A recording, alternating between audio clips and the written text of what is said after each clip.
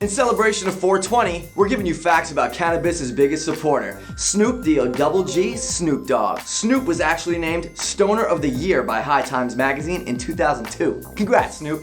Hey, I'm Landon, and we're here to give you the scoop on Snoop. Hailing from the shores of the West Coast, Snoop Dogg was a game-changing rapper who revolutionized the gangsta funk sound of the rap scene with his relaxed style. The rapper has since been a voice actor, singer, entrepreneur, you name it, he's done it. So get ready, because MicDrop is counting down the 107 music facts about Snoop Dogg. Let's get started. Number 1. Does the name Calvin Broadus ring any bells? No? Well, that's probably because you know the famous rapper better by his stage name, Snoop Dogg. His legal name is Calvin Cordozar Broadus Jr. Number 2. Snoop was born on October 20th, 1971 in Long Beach, California. He often references his hometown in his music as LBC. Number 3. His rapper name was originally a nickname given to him by his mother Beverly, who said that he looked like Snoopy from the Peanuts cartoon. Number 4. His father left at a young age, so Snoop stepped up to help support his family by selling candy, delivering newspapers, and bagging groceries. Number 5. Snoop claims that he was the class clown in school and starred in many plays and dramas at his local church. He also played piano and sang at church. Number 6. Snoop's been a musician nearly all his life. He started playing the piano at age 5 and began rapping in 6th grade, first performing a song for his class called Super Rhymes. Snoop says starting to perform so young helped him get over his stage fright. Number 7. While Snoop listened to his fair share of rap growing up, he was also a big fan of soul music. Some of his favorite artists are Curtis Mayfield and Al Green. Number 8. Snoop was also an athlete. He played football in middle school and high school and was his high school's quarterback. Number 9. There has always been a debate on whether Snoop was in a gang as a teenager, namely the Rolling 20 Crips, but he always adamantly denies any gang activity, and he currently advocates for gun control laws. Number 10. Snoop first realized he had a gift at age 15, and after repeatedly crushing the competition in high school rap battles, he knew he was destined for greatness. Number 11. After high school, Snoop pursued a career in the military, signing up for a recruitment test once he graduated. Snoop planned to join the Air Force with his friends, but before he could, he was arrested for drug possession. Instead, he served 6 months in jail. Number 12. While his rapping skills were always recognized by his peers, Snoop grew discouraged and threw about 100 tracks in the trash. His best friend, rapper Warren G, dove into dumpsters and pulled out Snoop's notes and music. Even while in jail, inmates told Snoop to get serious and pursue music. Number 13. After Warren G spun one of Snoop's discarded mixtapes at a party, the crowd went wild, and Snoop decided to pursue music full-time. Warren G helped Snoop get in touch with his stepbrother, Dr. Dre, who had achieved fame as one of the founding members of rap group NWA. Number 14. Dre heard a mixtape featuring Snoop rapping over a sample of En Vogue's Hold On. He liked what he heard and invited Snoop to audition for him. Number 15. Their first single together was the theme song for the 1992 film Deep Cover. This had listeners buzzing about the new rap protege. His laid-back, conversational style stood in stark contrast to much of the popular, more aggressive rap music at the time. When describing his style, Snoop says he doesn't rap, he just talks. Number 16. Snoop and Dr. Dre continued their collaboration on Dre's first solo album, The Chronic, in 1992. The Chronic heavily featured Snoop. He was on nearly every track, including the album's hit singles, Nothing But a G Thing and Dre Day, which became top 10 crossover pop hits. Number 17. Unfortunately, Snoop's music making was halted temporarily when he was accused of murder for the death of rival gang member Philip Waldemarian. According to reports, Snoop's bodyguard shot Waldemarian as Snoop drove the car. The rapper stated that the shooting was in self-defense because Waldemarian was stalking him. Number 18. Eventually, Snoop turned himself in over to police after a performance at the 1993 MTV Music Awards. He later posted $1 million in bail money and returned to the studio to keep working on Doggy Style, his debut album. The murder trial lasted nearly 3 years and ended with Snoop and his bodyguard being acquitted of all charges in 1996. Number 19, Doggy Style finally came roaring onto the scene in 1993, or should we say, barking, with a #1 debut on the Billboard charts. It was the first time an artist's first album debuted at the top of the charts. The album was produced by Death Row Records, a label created by Dr. Dre and Suge Knight, who later signed Tupac Shakur. Number 20. Doggy Style sold an impressive 800,000 copies in its first week of sales, and over 4 million copies were sold in America. The album went triple platinum in the first 2 months of its release, proving that Americans really wanted to live a doggy dog world. It was certified quadruple platinum a few months later. Number 21. Some critics deemed Doggy Style to be too similar to The Chronic. But despite the flack, the hit singles What's My Name and Gin and Juice cemented Doggy Style's place at the top of the charts through 1994. Sippin' on gin and juice, laid back. Number 22. The album's detractors also said that Snoop glorified violence, misogyny, and criminal activity. But Snoop saw himself as a positive role model and hoped that his success, despite a troubled upbringing, would be something other kids in the hood would be able to emulate. Some praise Snoop for keeping it real in his lyrics by showcasing the realities of being a young black man growing up in gang territory. Number 23, ironically enough, Snoop admits that he has never even listened to Doggy Style all the way through. Number 24, while Snoop toured in England in 1994, a Tory minister and tabloids insisted that the government kick the rapper out of the country after learning about his murder trial. He claimed the Queen allowed him to stay because her grandbabies loved Snoop Doggy Dogg. Number 25. Snoop credits the trial with forcing him to grow up and become a man. He ditched streetwear and started dressing up in suits to help improve his image. He also bought a house in Los Angeles suburb of Claremont, where he lived alongside his girlfriend, son, and his 20 pit bulls that he owned. Number 26. However, Snoop did take advantage of his ongoing legal drama, producing a short film in 1994 inspired by his Doggy Style track, Murder Was the Case, complete with a soundtrack. The soundtrack debuted at number 1. Number 27. The trial didn't keep Snoop from being productive. While it was underway, Snoop remained hard at work on his second studio album, The Dogfather. Though Dr. Dre did not have a hand in production this time around, many say his G-Funk influence can be clearly heard in the record. Number 28. The Dogfather differed in that it was more socially conscious than Snoop's previous work, with several tracks speaking against shooting and gang violence. Number 29. The album was released at a turbulent time in hip-hop's history. Snoop's close friend Tupac Shakur was murdered just a few weeks before the album dropped, and after the death, Snoop refused to leave his house for 6 weeks. Number 30. Snoop's mentor, Dr. Dre, had also just left Death Row Records, leaving Snoop to find new producers for the album amidst controversy. Number 31. Despite these hardships, The Dogfather dropped in November of 1996 and debuted at the top of the Billboard charts by selling nearly 500,000 albums in its first week.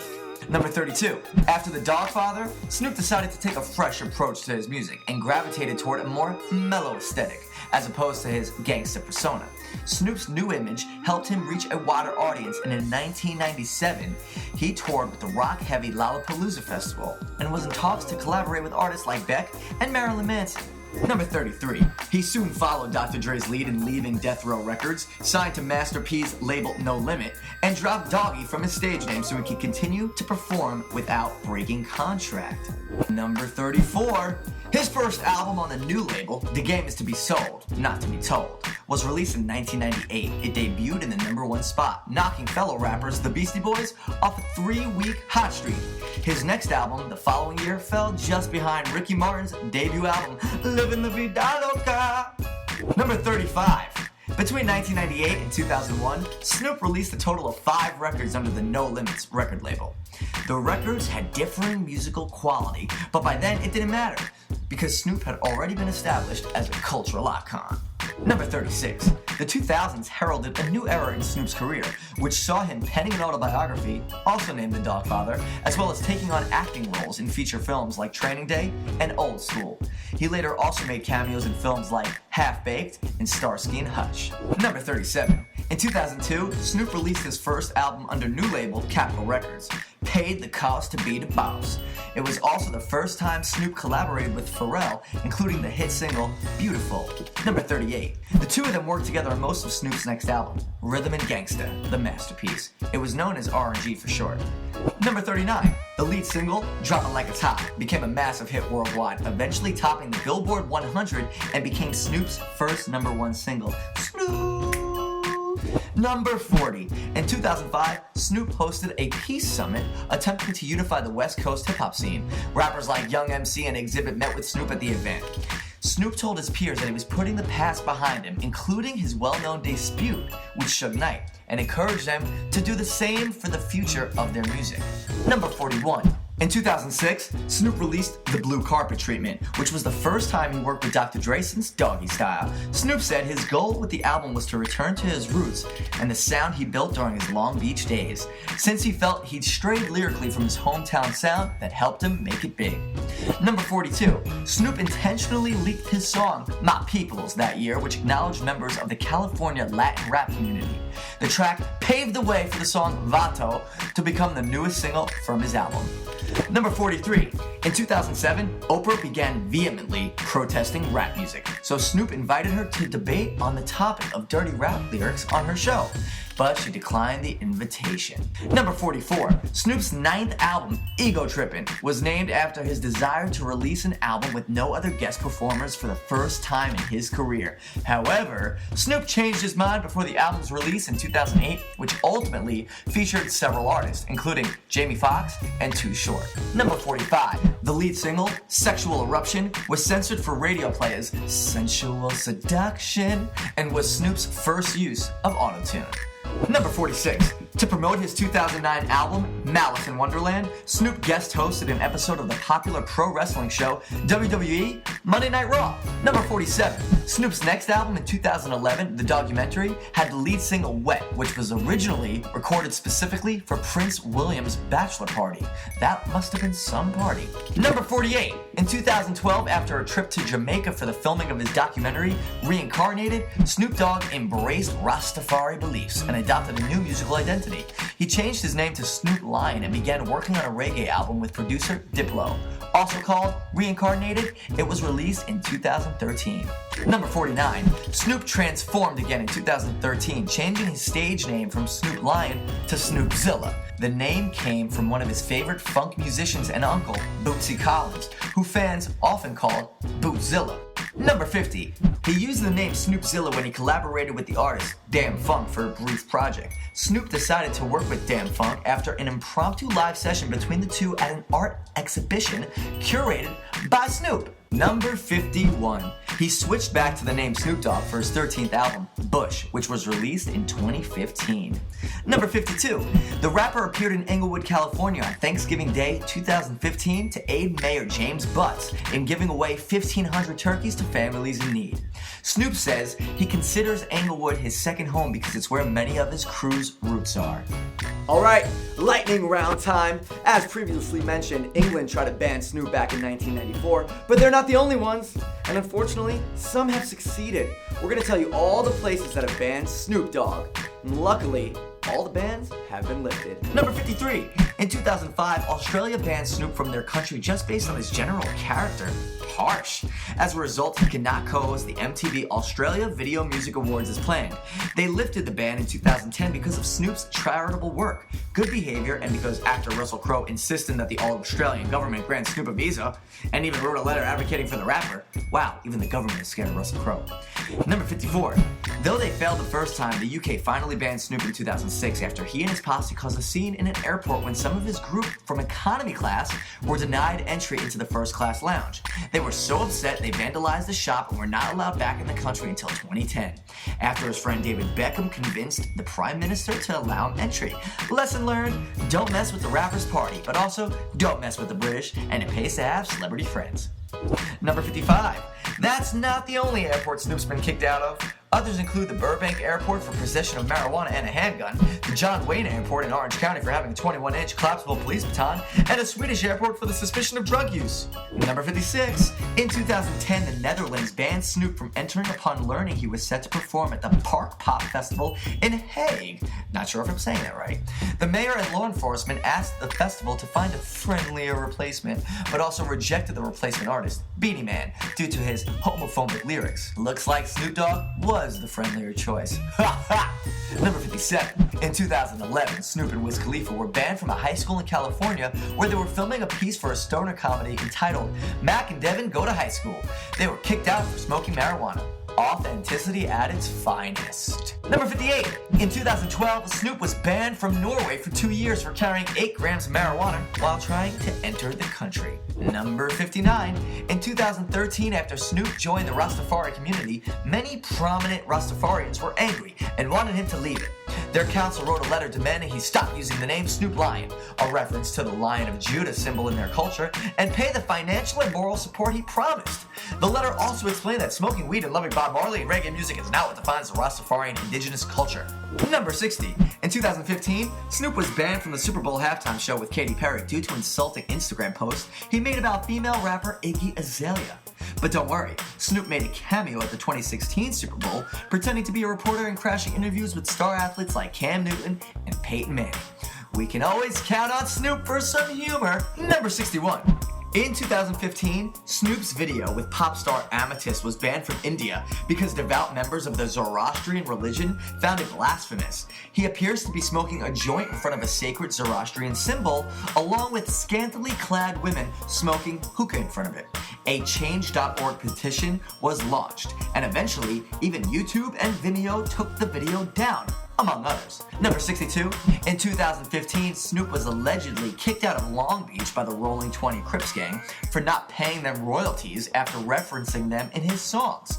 An alleged Crip member posted to Facebook that Snoop Dogg had his ghetto pass officially revoked and was asked to leave when he visited the city with his security.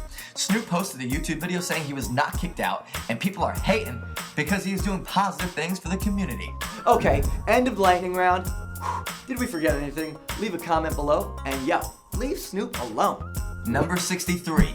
13 solo albums in 24 years in the rap game is impressive, but Snoop started his career in collaborations, and he kept that trend up for 7 other albums as part of other groups.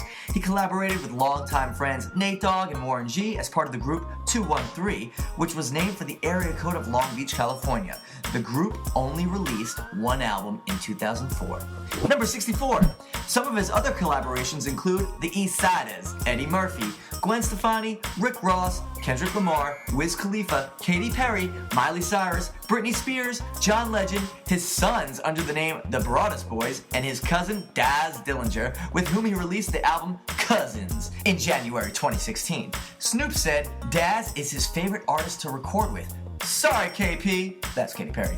Number 65. Snoop Dogg's music has received critical acclaim for nearly his entire career, but somehow he has never won a single Grammy Award. He holds the record for most nominations with no win, having earned 17. He's the Leo DiCaprio of music, and good news is Leo just won his first Oscar. Looking good, Snoop. Looking good. Number 66. Snoop's sense of humor comes through on his TV shows Doggy Fizzle Televizzle and Dog After Dark. Snoop even premiered his own hood news show called GGN in 2011 on his West Fest YouTube channel, and used the anchor alias Nemo Hose on the show.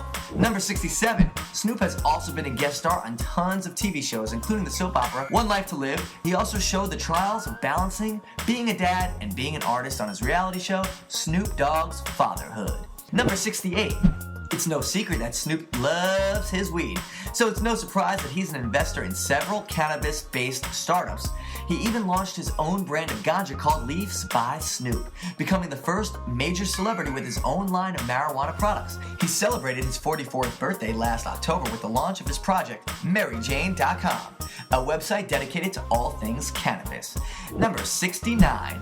There was a brief moment in Snoop's life when he had an epiphany and temporarily quit smoking for 6 months after a kid from his charitable youth football league told him he smelled like his mama's boyfriend. Number 70. Snoop started the Youth Football League in 2005 in an effort to keep young people from joining gangs. In order to raise money for the league, Snoop was a contestant on Who Wants to Be a Millionaire's 10th anniversary episode. Number 71.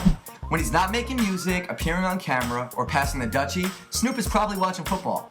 He's a huge Pittsburgh Steelers fan, thanks to watching games with his grandpa as a kid. Number 72. Snoop is a certified coach, and he has said himself that if he weren't a rapper, he would definitely be coaching football. He's even coached his own son, Cordell, who was heavily recruited by college scouts. His son was set to play for UCLA's team last fall, but before the first practice started, he quit. He wanted to pursue filmmaking instead. You go, Cordell, you go. Number 73. It's estimated that Snoop's net worth is well over $135 million. Number 74. Snoop stays busy, but also makes time to relax. He loves watching kung fu movies, the British soap opera Coronation Street, and continues to listen to his musical inspirations, Curtis Mayfield, Parliament Funkadelic, and old school hip hop. He has said that his guilty pleasure music is K-pop. Number 75. Snoop Dogg occasionally gets his nails done, and once was called out by rapper 50 Cent on Instagram after Snoop posted a picture of his French tip manicure. Snoop responded that he was pimpin', and that real players keep their nails fly, fresh, and dipped at the tip. Number 76. Snoop is actually a family man. He and his wife Shantae Broadus were high school sweethearts and eventually married on June 12, 1997. They divorced for 2 years in 2013, but are now happily remarried and live in Diamond Bar, California, with 3 kids and a French bulldog with way more Instagram followers than we'll ever have. Number 77. Their 3 kids are Cordell, and the youngest and only daughter, Corey. Snoop has fun nicknames for everyone in his family. Shantae is Boo, oldest sibling Cord is Spank, Cordell is Rook, and Corey is Chalk. Number 78. Corey was only 6 when she was diagnosed with lupus, but today she lives a happy and normal life. Like her dad, Corey has musical talents and currently has 3 singles out. And yes, you guessed it, her dad appears on some of the tracks for shizzle. Number 79. In January 2015, Snoop became a proud grandfather at 43 when his son Cord and his girlfriend had a baby, Zion. Number 80. Cameron Diaz and Snoop both attended Long Beach Polytechnic High School around the same time. Diaz recalled seeing Snoop around campus wearing lots of ponytails. Number 81. The first time Tupac and Snoop met each other, they bonded through freestyling and had a movie night at Snoop's crib. Of course, the new friendship was sealed with Pac showing Snoop how to roll a blunt. Number 82. Snoop voiced his displeasure back in November 2015 when Billboard released a list of the 10 greatest rappers of all time that did not include Tupac. Snoop posted the list to Instagram and vented his frustration. Number 83. Snoopify is a free downloadable sticker app that features stickers based on Snoop Lion. At one point, there was a sticker called the Golden J, which multiple people actually purchased for $19.99 each. Number 84. Snoop has endorsed several products in his career, including an antivirus software program, Chrysler cars, and Burger King hot dogs. In the Burger King promo, Snoop tells us to break out the burners, cause we grillin' this dog my way. Bikinis, martinis, zucchinis, yeah, you know the rest. Just call him the Dogfather. Number 85. Snoop reportedly told The Sun newspaper that he runs all his music through his friend David Beckham first, to gather his reaction and see if he likes it. I guess the ladies aren't the only one obsessed with David Beckham. Number 86. Snoop told Jimmy Kimmel in an interview that he once pretended to use the restroom in the White House when he actually just wanted to smoke a blunt. Number 87. Back in 2014, Snoop posted a couple of eccentric videos on Instagram in which he sports a blonde wig and 70s styles glasses, calling himself Snoop Todd. To this day, no one is sure exactly what Snoop Todd was trying to do. Number 88. Besides Bootsy Collins, Snoop has a few other famous relatives, including singers Brandy Norwood, Ray J, late rapper Nate Dogg, and WrestleMania star Sasha Banks. Number 89. The singer Psy of the hit single Gangnam Style later collaborated with Snoop on the song Hangover. The video features Snoop Dogg helping Psy with his hangover, then drinking more, singing karaoke, and going to a carnival. Sounds pretty fun. Number 90. In 2005, Snoop fan John Beatty created Gazoogle.net, the Snoop version of Google. The search engine translates results into gangsta language. Gazoogle is for all y'all who want to find shiznit. Number 91. In a Reddit post from 2012, the star posted that he apparently smokes 81 blunts a day. Many don't know that Snoop is actually one of the co-owners of Reddit and has long been an active user with the handle Here Comes the King. Number 92. Though his father was absent from his childhood, Snoop now maintains a relationship with him and even purchased a house for him in Atlanta. Snoop said, "I forgive and forget, and I try to show that it's important right now, not what happened yesterday." Number 93, who would have ever thought that Snoop was interested in Bollywood films? The celeb acted and rapped in the movie Sing is King alongside Bollywood actor Akshay Kumar. Number 94, Snoop was inducted into the WWE Hall of Fame on April 2nd, 2016, and other celebrities like Mike Tyson and Arnold Schwarzenegger were too. Snoop is the first musician to do so and received the honor for being a significant member of the WWE community. He's been the master of ceremonies, a guest host on Raw, and has even gotten physical himself at some of the events. Number 95, Pitch Perfect star Anna Kendrick teamed up with Snoop for the movie sequel soundtrack and created a Christmas mashup of Winter Wonderland and Here Comes Santa Claus. Now fans can add a gangsta touch to their Christmas music this year. Number 96, Snoop has always been a prankster, and for 2016's April Fool's Gag, he partnered with YouTube to create a fake promo video for a feature called Snoopavision, which would allow viewers to watch any video in 360-degree vision with the rapper himself. The feature will be released in the year 2043. Number 97. Even though Snoop aimed the diss song he wrote in the 90s at rapper Eazy-E, he reportedly said that he liked his swag and style and wished they've actually could have worked together. Number 98. Snoop was the catalyst for rapper Bow Wow's music career. After a performance, 6-year-old Bow Wow met Snoop, who was impressed by his potential. Snoop then set up a meeting between Bow Wow and famous music producer Jermaine Dupri. Number 99. Snoop bet on a Mayweather fight in 2013. He won a pound of weed. Number 100. Snoop is known to be a huge Lakers fan and has even tried to recruit players to the team, including Russell Westbrook of the Oklahoma City Thunder. In 2010, Snoop challenged New Kids on the Block member Donnie Wahlberg to a wager against his favorite team, the Boston Celtics. The loser would give $20,000 to a charity of the other's choice and wear the rival team colors for a week. Number 101. YouTube star Ricky Dillon got Snoop to work with him on a single Problematic, released in January 2016. The two were connected through Snoop's producer, Bobby J. Number 102. In summer 2015, Italian police found $422,000 in cash in Snoop's Louis Vuitton luggage before he boarded a plane. Though it was earned legally through concerts, Snoop did not declare the amount before boarding, which is illegal in Italy. Officials took half the cash, which is said to have been returned to the rapper at a later time. Number 103. Snoop posted an online message to Bill Gates in January 2016 when Microsoft's Xbox Live gaming platform had issues one night. Snoop posted a video to his Instagram complaining that he couldn't play football online and that the service was whack. He jokes with Gates, saying, "What the f*** is you doing, Bill Gates? Fix your shit, man." Guess Snoop loves his games as much as he does football. Number 104. Snoop was the first celebrity guest on Khloe Kardashian's new talk show, Cocktails with Khloe. The episode features Snoop masquerading as Teen Mom star Farrah Abraham with a weird accent. Number 105. Snoop became a viral sensation when he guest starred on Jimmy Kimmel Live in a sketch called Planet Earth, a parody of Discovery Channel's Planet Earth.